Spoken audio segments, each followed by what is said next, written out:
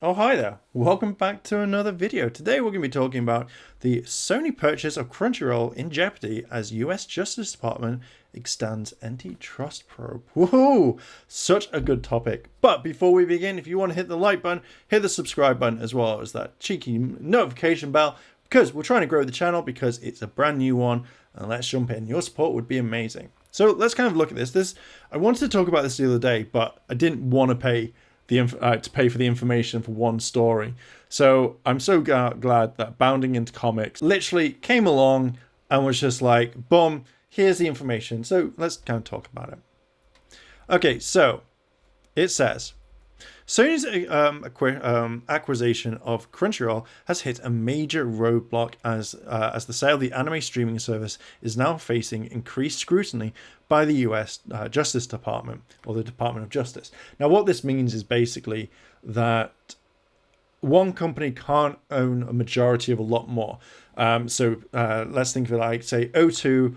So in the UK, Three, I think, was Orange and T-Mobile, and they merged them together. So then Three can't go over to O2 and then buy them, and then buy Three or whatever, and then combine together, because it then creates a monopoly on the thing, and therefore it's not the best thing because one company has more say over others, and it's just not great. So with Sony buying Funimation, if they also acquired Crunchyroll at the same time, then they would have more of an effect on the anime industry. And from what it is Funimation already has its fingers in the pie when it comes to a lot of Japanese anime that they want to change, as well as kind of like change the whole thing when it comes to actually how anime is produced. So your favorite stuff could change due to what Funimation says, as well as Crunchyroll, and thus therefore that's the main thing that we're kind of talking about. AT&T's sale of the Crunchyroll to Sony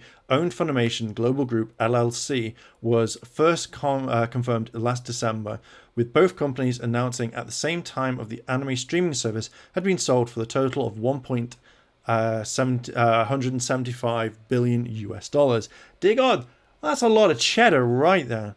However, according to a report of the information, three sources who spoke to technology news site confirmed that the Department of Justice had extended their probe to the sales of antitrust violations, which could delay the sale by several months, potentially killing it. So it means that another company could then come in and say, hey, I want to buy Crunchyroll, we want to do this, we want to start streaming, which means that it would be fair game to whoever. And I think that would be a lot better than, say, Sony owning a lot more of these companies and going, hey, guess what? We're going to completely own this. So fuck you type thing. As noted by the sources, the probe seeks to define if the deal would give Sony dominance in the anime streaming market.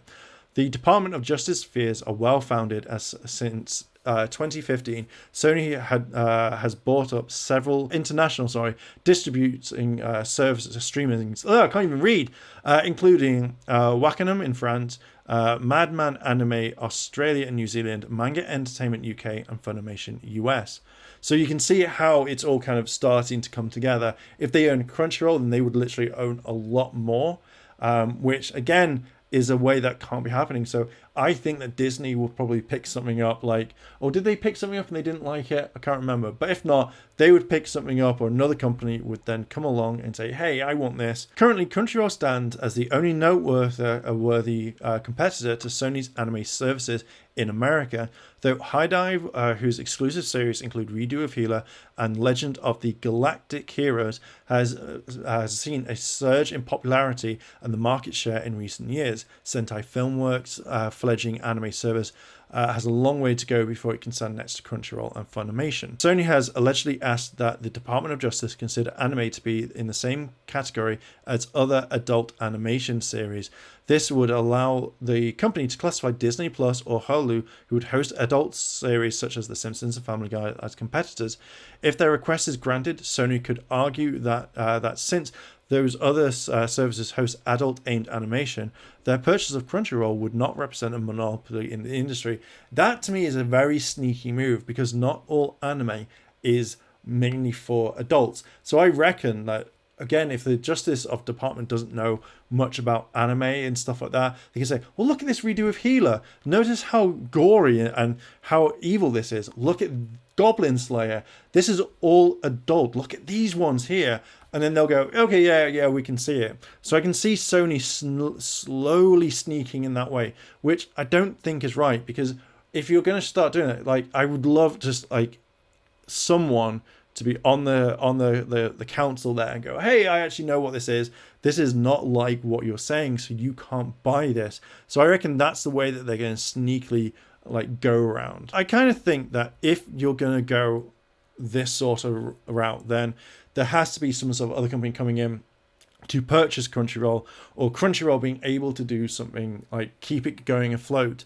You know, Funimation is great. I think that if you're watching dubbed, then watching Funimation is the way to go.